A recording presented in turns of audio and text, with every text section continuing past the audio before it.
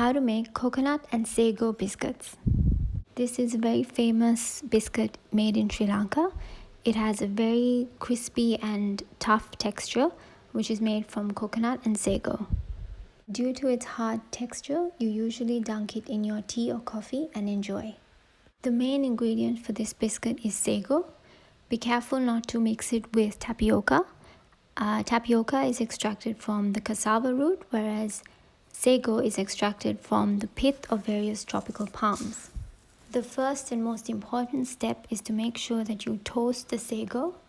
Place a pan on medium heat and toast the sago for about 15 minutes until it turns brown.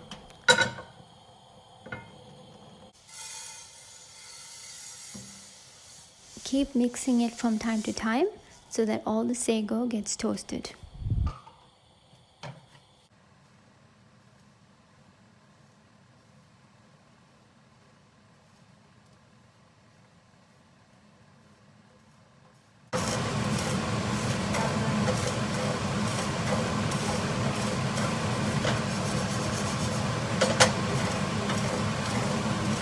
Preheat the oven to 150 degrees.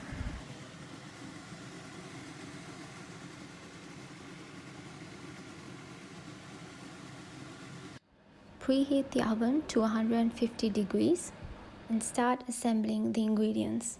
Crush about 7 cardamom pods in a mortar and pestle.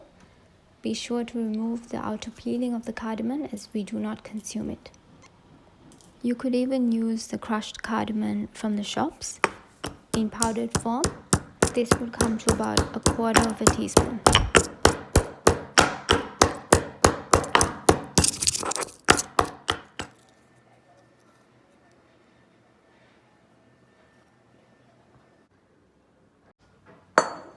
Into a mixing bowl, add around 250 grams of freshly scraped coconut. You can even use desiccated coconut.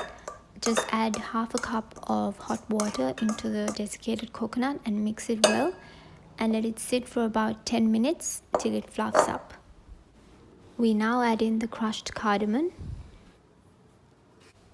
And now we add 1 teaspoon of cumin seeds. You can even use fennel seeds, but I just rather prefer this because the taste is more minty. Add about half a teaspoon of salt. Now we add in about 300 grams of breadcrumbs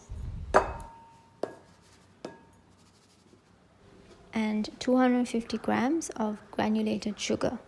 I'm adding raw sugar here.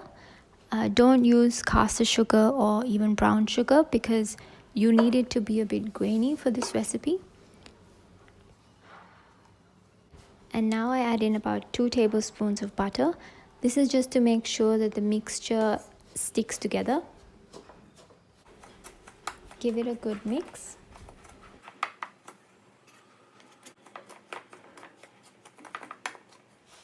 And add in the toasted sago.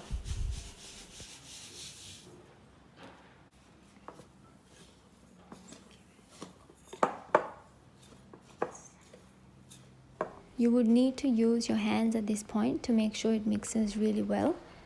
To get that consistency, I'm going to add a few tablespoons of water at a time. For this batch, I used about 1/3 of a cup of water, but it would vary from mixture to mixture. Add enough water till you get a sticky crumb-like consistency. Add in the water a bit at a time. It should start to look like this.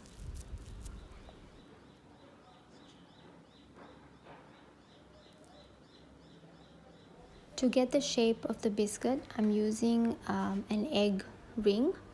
You can use a cookie cutter. It should be a bit thick so that you get the shape of the biscuit. Take a bit of the mixture at a time and fill up the circle, pressing firmly, and gently remove the ring.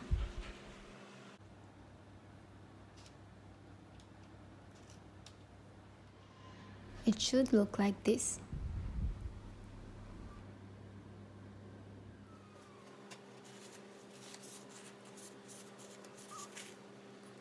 You don't need to add any butter onto the ring. Just be sure to wipe it off really well before you move on to the next biscuit.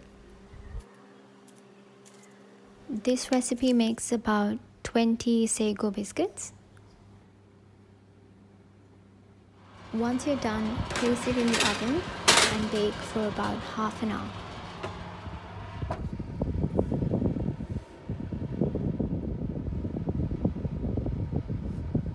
So I baked these at 150 degrees for about 30 minutes and I took them out of the oven.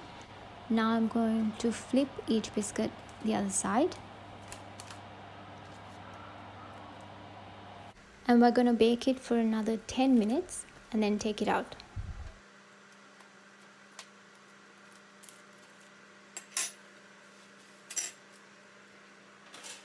And allow to cool before serving.